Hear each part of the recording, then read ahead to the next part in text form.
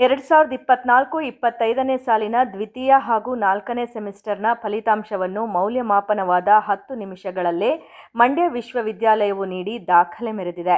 ಈ ಬಾರಿ ದ್ವಿತೀಯ ಹಾಗೂ 4ನೇ ಸೆಮಿಸ್ಟರ್ನ 1511 ವಿದ್ಯಾರ್ಥಿಗಳು ಪರೀಕ್ಷೆ ತೆಗೆದುಕೊಂಡಿದ್ದು 6 ವಿಷಯಗಳಿಗೆ ಪರೀಕ್ಷೆ ನಡೆದಿತ್ತು. ಒಟ್ಟು 4417 ಉತ್ತರ ಪತ್ರಿಕೆಗಳನ್ನು 48 ಮೌಲ್ಯಮಾಪಕರು ಮೌಲ್ಯಮಾಪನವನ್ನು ಮಾಡಿದ್ರು. ನಮಸ್ಕಾರ. ಹೊಸ ವರ್ಷದ ಶುಭಾಶಯಗಳು.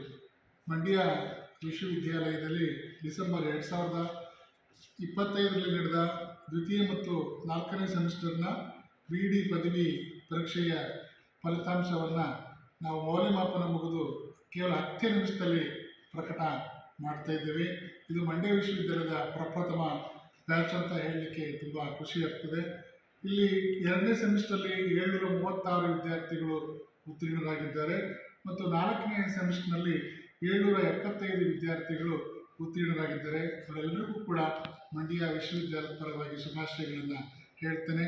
ಜೊತೆಗೆ ಈ ಒಂದು ಪರೀಕ್ಷಾ ಮೌಲ್ಯಮಾಪನ ಕಾರ್ಯದಲ್ಲಿ ಎಲ್ಲ ನಮ್ಮ BEd ಕಾಲೇಜಿನ ಅಧ್ಯಾಪಕರು ಪಾಲ್ಗೊಂಡು, ಪ್ರಾಂಶುಪಾಲರು ಪಾಲ್ಗೊಂಡು ಮೌಲ್ಯಮಾಪನ ಕಾರ್ಯವನ್ನು ಯಶಸ್ವಿಯಾಗಿ ಪೂರ್ಣಗೊಳಿಸಿದ್ದಾರೆ.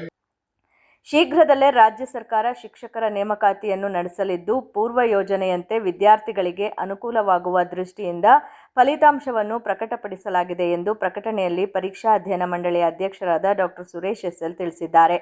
ಹಾಗೂ ಈ ಕಾರ್ಯಕ್ಕೆ ಸಹಕರಿಸಿದ ಕುಲಪತಿಗಳು, ಕುಲಸಚಿವರು, ಆಡಳಿತ, ಕುಲಸಚಿವರು, ಮೌಲ್ಯಮಾಪನ ವಿಭಾಗದ ಸಿಬ್ಬಂದಿಗಳು, ಪರೀಕ್ಷಾ ಅಧ್ಯಯನ ಮಂಡಳಿಯ ಸದಸ್ಯರು, ಮೌಲ್ಯಮಾಪಕರು, ಕಸ್ಟೋಡಿಯನ್ ಆಗಿ ಕಾರ್ಯನಿರ್ವಹಿಸಿದ ಯೋಗ ನರಸಿಂಹಾಚಾರಿ ಶಿವಕುಮಾರ್ ರವರಿಗೆ ಅಭಿನಂದನೆಯನ್ನು ಸಲ್ಲಿಸಿದ್ದಾರೆ.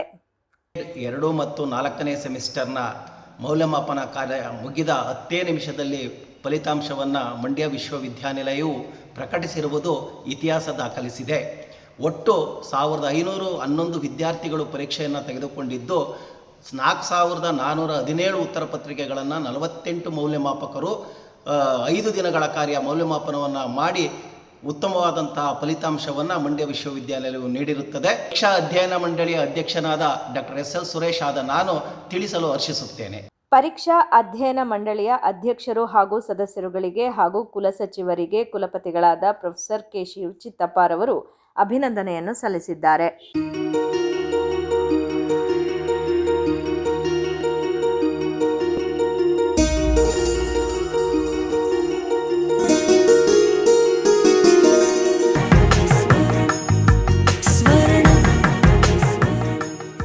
ಸ್ವರ್ಣ, ಇದು ಬಾಂಧವ್ಯಗಳ ಬೆಸುಗೆ,